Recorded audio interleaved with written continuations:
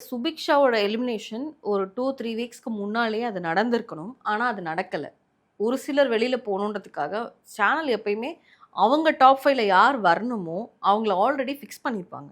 ஆனால் அதில் ரெண்டு பிளேஸ் மட்டும் வின்னர் அண்ட் ரன்னர் வந்து மக்கள்கிட்ட 70% இருக்கும்.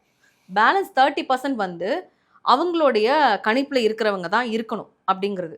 ஆனால் இப்போது இதுவே ஒரு ஓட்டிங் பேசிஸில் தான் இருக்கும். அந்த வின்னர் அண்ட் ரன்னர் வந்து யார் தொடர்ந்து ஃபர்ஸ்ட் அண்ட் செகண்ட் பிளேஸில் அன்அஃபிஷியல் இருக்காங்கன்றதை வச்சே நம்ம கணிச்சிடலாம்.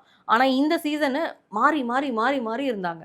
ஒரு திவ்யா வராங்க, அப்புறம் திருப்பி வினோத் வராரு. ஆனால் திவ்யாக்கும் வினோத்துக்கும் ஒரு டஃப் காம்படிஷன் பார்த்தா வின்னர் ரன்னர்ன்றதை நம்ம ஃபிக்ஸ் பண்ணிட்டோம் ஒரு குறிப்பிட்ட வாரத்துக்கு அப்புறமா.